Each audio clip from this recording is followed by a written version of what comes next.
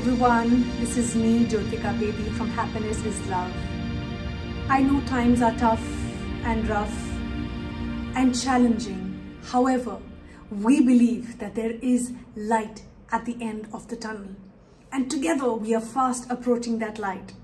We at Happiness is Love believe in just one thing. That only way to build a better world, to build a more kinder world, is to build better parent-child bonds. And that's why today we thought we will make a video on what are the different attachment styles. These have been researched by psychology, and it is important to have the awareness of what are the different attachment styles and how do they develop and manifest in adulthood and in our relationships. Because today we know that the only way to build resilience is through our positive, deep, meaningful relationships and connections. But the question really is, how do we form these connections? How do we build these positive bonds, especially in parent-child relationships? I was very curious to study and research on what are these different styles and how do they impact us in our everyday functionality, in our daily interactions with people, and how they impact our overall health, mental and emotional. Because the importance of our relationships, Corona has taught us well, that we were all hardwired for safety and connection and not isolation. So the attachment theory is probably one of the most studied when it comes to parenting. Well, it's not very surprising. Although attachment in the early years centers mostly on the relationship of a child and their primary caregiver, usually the mother. It also influences your future relationships, including your romantic relationships. Let's take a closer look at how you knowingly or unknowingly shape your child's reality and how it really comes down to your attachment style. So let's break this down and understand what are these different attachment styles. Let's start with the most healthy one, the secure attachment style. What is a secure attachment bond? Secure attachment is what we all need to aim for as parents. It happens when the parents or other caregivers, it could be a grandparent, any other relative, is emotionally available, is emotionally responsive, is emotionally sensitive and accepting to the needs and wants of the child. In relationships with secure attachments, parents let their children go out and about, but they are there for them when they come back for comfort and for security. These parents pick up the children, play with them, reassure them when needed, so that the child learns to express his or her negative or uncomfortable feelings and emotions. And someone will help them regulate these big feelings and emotions. Children who develop secure attachments learn how to trust and have healthy self-esteem. As a parent, it is indeed my prime responsibility to help build my child's self-esteem. And what does self-esteem really mean? Simply put, if our children feel valued, if our children feel that they are worthy. And again, there is no judgment on anyone. We are mostly a product of our parenting, and our parents are a product of their parenting. So it's really about pressing the pause and understanding your own parenting style, understanding your attachment style. So children who have high self-esteem grow up as adults who have high self-worth, who have high self-regard, and have high self-worth. So it sounds all blissful. However, a lot of work needs to go into creating these secure attachment styles. As adults, these children then are in touch with their feelings.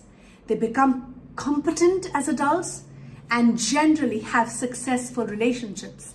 And psychology is saying it, science is saying it, that the greatest source of happiness is not our materialistic possessions. It does not come from things. The greatest source of happiness really comes from our relationships, from the quality of our relationships. The second attachment style that I'd like to share with you is the anxious, insecure attachment style. This type of attachment happens when parents respond to their child's needs sporadically. Care and protection are sometimes there, but sometimes not there. In anxious, insecure attachment, the child really can't rely on their parents to be their caregivers at all times and when needed. Because of this, the child sometimes fails to develop any feelings of security from the attachment figure. And since the child really can't rely on their parent to be there if they feel threatened, they won't easily move away from the parent. The child will become more and more demanding and even more clingy, hoping that their exaggerated distress will force the parent to react. In anxious, insecure attachment, the lack of predictability means that the child eventually becomes needy, angry, and distrustful. What is the next style? The next style is the avoidant, insecure attachment style.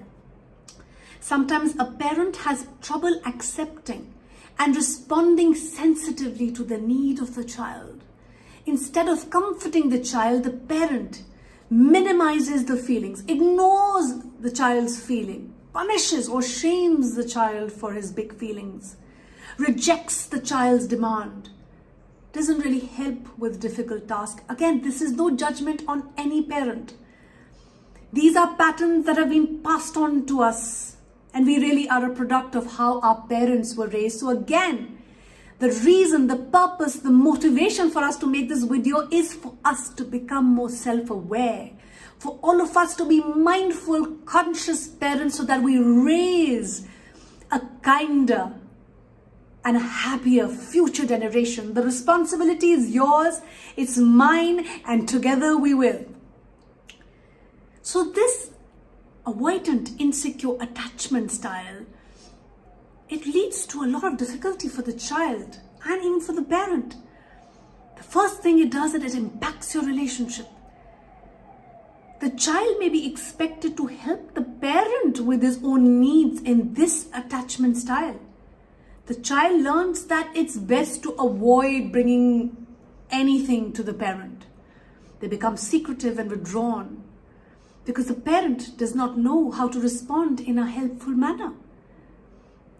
In avoidant, insecure attachment, the child also learns that the best bet is to really shut down their feelings for self-preservation. In avoidant style, the parent realizes that there is no bond, that there is stress and distress in the relationship. And the parent then also tries to minimize showing negative feelings and emotions. What is the next one? The disorganized, insecure attachment style is the fourth one. In this case, parents show atypical behavior. They reject, ridicule, and frighten their child. Parents who display these behaviors often have a past that includes unresolved trauma of their own. And like I said, there is no judgment on anyone. Tragically, when the child approaches this parent, they feel fear and increased anxiety instead of care and protection. The first three attachment styles are sometimes referred to as organized. That's because the child learns how they have to behave and organizes their strategy accordingly. However, in the fourth one, it is the disorganized one, because the child's strategy is disorganized, and so is their resulting behavior. Eventually, the child starts to develop behaviors that help them feel safe for self-protection and self-preservation. For example, the child may feel more aggressive towards the parent, will refuse care from the parent, simply to become more self-reliant. So here we have thought of a few examples and scenarios so that we can understand this concept better, so that we can use that information to become more self-aware, to be cognizant of those unhealthy styles that may be impacting us in the most hurtful way. So how do children with different attachment styles react in any given situation? So let me give you some examples, and it will make it very simple, easy and relatable for you, easy for you to understand. Secure attachment. Children are securely attached to their parent or any caregiver for soothing them when they feel insecure, when they feel uncomfortable. Because the caregiver is emotionally available, responsive, and engaged with the child. The child shares how he or she feels. For example, the child can express his feelings more openly, more honestly. I feel shy in the new playground. Mama, I feel sad when my dog is unwell. Papa, I'm feeling a little scared right now with the whole corona pandemic. The child also shows empathy for parents and others and tries to comfort other people in distress because his or her feelings have been addressed. And as parents, we need to understand that relationships are only about our emotional connections. And it is our responsibility to help our children manage their negative emotions in the most healthy manner. The anxious, insecure attachment children are not easy to comfort. When they are distressed and they take a long time to calm down, the child is reluctant to even explore a new playground. The child clings and cries in an exaggerated manner when left in a new environment because of their attachment style with their caregiver. The avoidant, insecure attachment child is at ease in interacting with a stranger but won't turn up to the parent for comfort. The child is quite happy to run off and explore and won't return to the safe base of their parent for a quick hug. The child is super reliant and prefers a figure out by themselves. They prefer to figure out for themselves how to deal with, let's say, a toy box lid that just won't open. The disorganized, insecure attachment child may run to the parent for comfort and distress, but at the same time will kick and struggle when the parent tries to comfort them. The child totally ignores the presence of the parent. The child appears dazed or confused when the parent is around. So now that we have this information, how will this impact our future relationships and some attachment disorders? And that's why I thought it's very important to make this video, not just to talk about the different attachment styles, but how childhood attachment styles impact us as adults. They affect the way we feel, think, and behave in our relationships. While that puts quite a lot of burden on us parents and on our shoulders, it is important to remember that everyone is a sum of their choices. We can choose healthier attachment styles. We can choose to change the way we think, the way we feel, and the way we behave. So the secure attachment children who have experienced secure childhood attachment generally move on to the successful relationship mode of conduct. They are honest, they are supportive, they are comfortable with their own feelings and emotions. Secure attachment then prepares them to be the secure parent to their children and can deal with all kind of challenges that come their way and turn those difficulties and challenges and stresses really into learning opportunities and success. The anxious, insecure attachment children who are clingy may grow up to be clingy adults. And notice around you that adults with anxious, insecure attachments are more likely to become more demanding and possessive in their relationships and even codependent. They constantly second guess themselves whether they've done too much or too little in their relationships. They are forever plagued by self-doubt and insecurity. And sadly, they tend to project this onto their relationships. And again, like I said, there is no judgment. The purpose of us making this video is to help you, is to share so that you can use this information to practice the pause, to understand your own style and learn to better it without judgment. The avoidant insecure attachment is, do you know someone who just can't commit? It is that person who has the avoidant insecure attachment style. Because adults with avoidant insecure attachments avoid relationships, period. They become likely to be dismissive and fearful, and they keep others as distance because, again, this is their way of self-preservation. The disorganized insecure attachment, as I mentioned earlier, suggests that teens who've had this style of attachment with their primary caregivers as babies have high levels of overall psychopathology at the age of 16 and 17. There was a study that showed that they were more likely to show impaired operational skills and have trouble in self-management and self-regulation as they got older.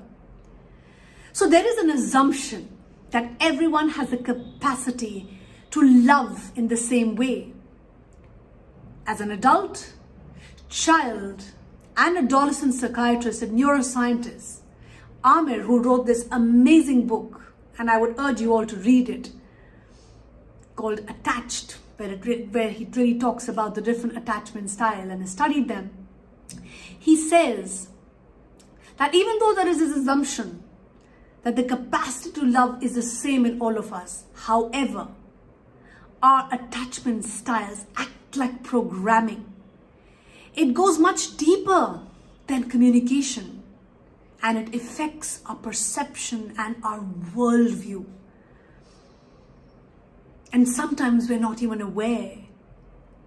We're not conscious of it.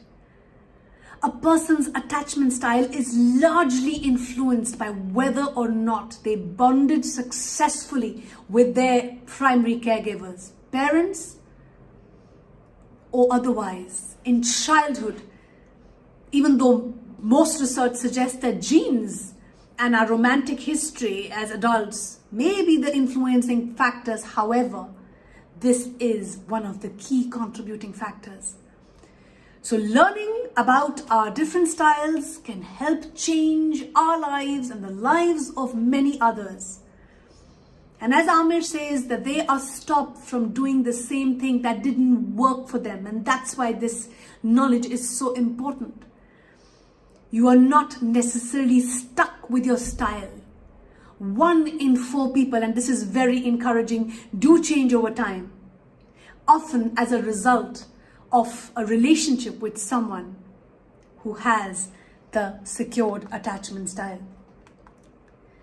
I hope this information is useful to all of you because, again, the purpose is that we all need to learn how to maintain positive relationship, which requires self-work. It requires daily practice and commitment and a lot of self-awareness. And recent studies on neuroplasticity suggests that we are all capable of magic. Neuroplasticity is really a term used to describe our abilities to learn, to reorganize our neural connections, our emotional circuits, by forming new neural paths so that I can change the way I think, the way I feel, and the way I behave. And I am eternally optimistic that we all have the same ability to learn. We can all help each other unlearn things that are not serving us. This is the greatest opportunity and possibility for us to reinvent ourselves.